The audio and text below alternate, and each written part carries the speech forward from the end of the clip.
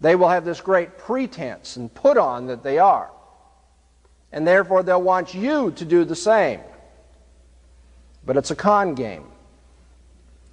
It's like the guy who wants to take your money and he pretends that he's putting his money in to this project just like you are, only later do you find out you were the only one coming up with money for this thing and he's gone and you're left with an empty wallet. Likewise, the professor at the university is trying to get you to be neutral just like he is, just like she is. But the fact of the matter is they are not practicing neutrality at all. Now you'll see this in a lot of different ways. First of all, in the form of intellectual bullying.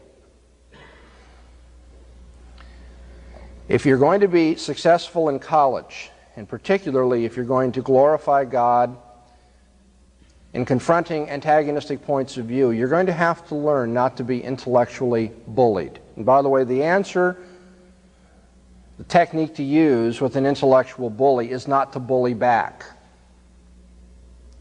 You're going to need to learn genuine humility if you want to win this battle. That may seem very strange. Often enough we think that if we want to win an argument, the way to win it is to come on with a kind of emotional ferociousness and an intellectual prowess that matches our opponent.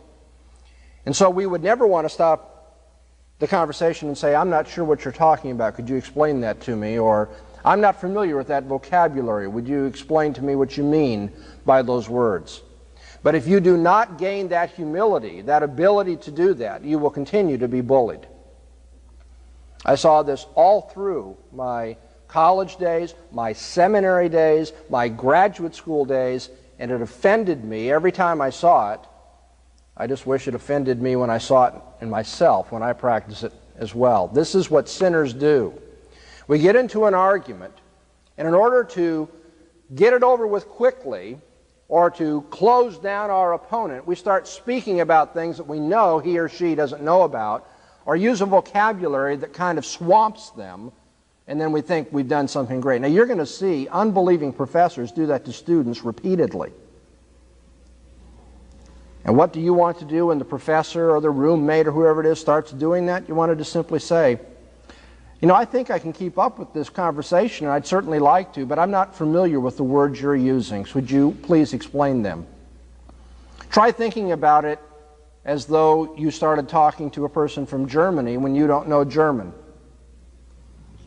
If you were talking to somebody from Germany and they began the conversation in English, but every once in a while a phrase or a whole sentence or maybe a whole paragraph was given in German, would it make any sense for you to say, well, boy, I'll be embarrassed to tell them I don't know German, so I'll just pretend I understand what's going on and see if I can't keep this conversation going? No, you'd say, oh, wait a minute, friend, I don't know German, so could you explain that to me? You need to learn to be able to say that to professors and not feel like you are somehow less than them for that reason.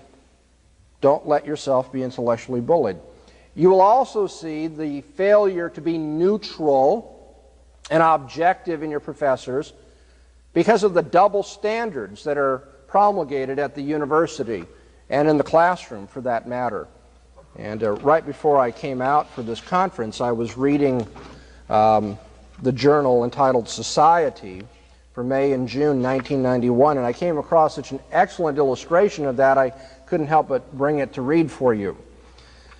Alan Charles Kors, who is a full professor at the University of Pennsylvania in the history department, has written on harassment policies in the university.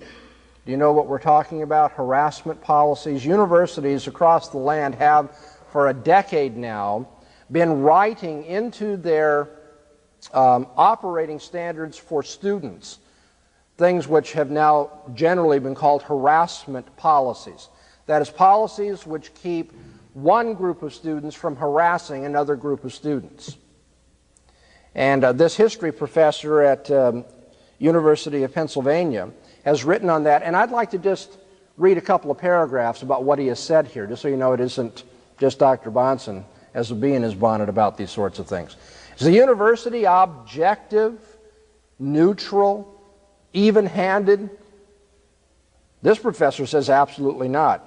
So I jump into the article on the first page.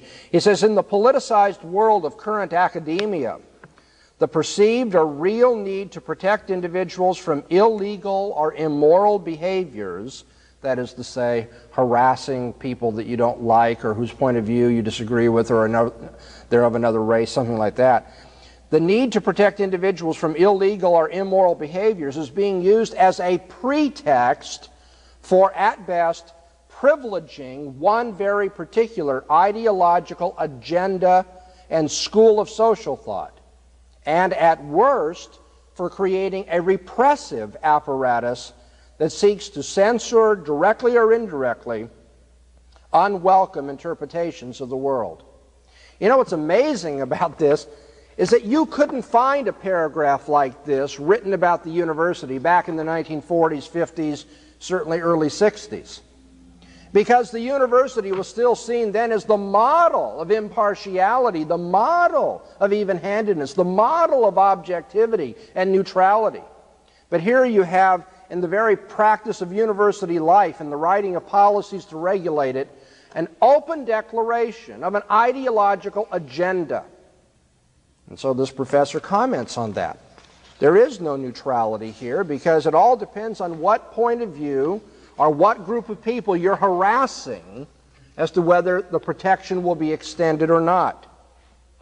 And so, toward the end of the article, let me continue. He says, in November 1990, Andres Serrano was invited to Penn to give a prestigious lecture at the School of Fine Arts. You know the name of Serrano.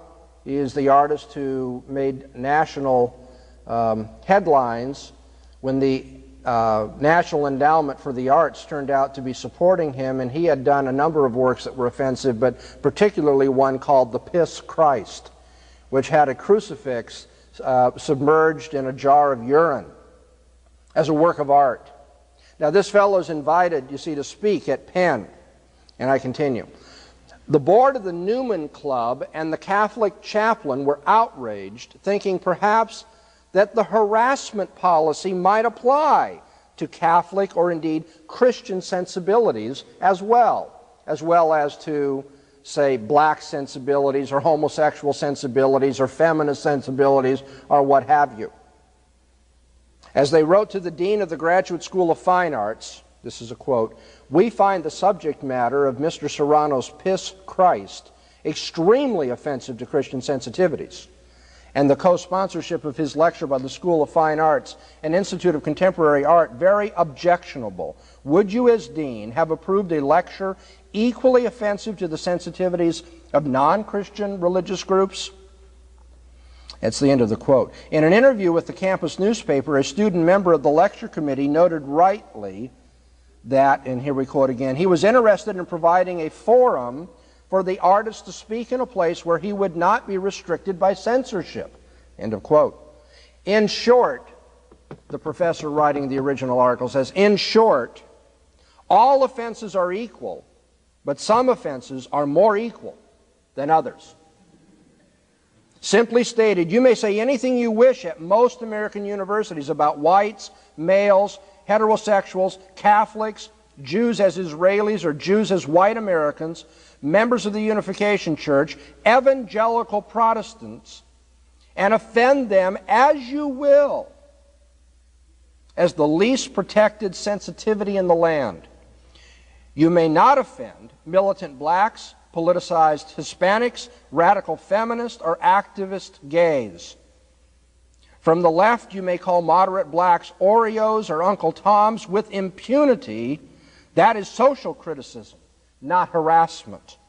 You may equally abuse anti-feminist women as Barbie dolls or mall chicks or psychological captives with impunity. That is analysis, not stigmatization, that creates an offensive environment. You may tell white students whose parents died fighting for freedom that their mothers and fathers were, depending on the context, oppressors, racist, sexist, or baby killers. You may exhibit a cross in urine. If the issue is the sensibilities of white, male, heterosexuals, however vulnerable their egos, universities will talk about the perils of freedom, and indeed correctly so.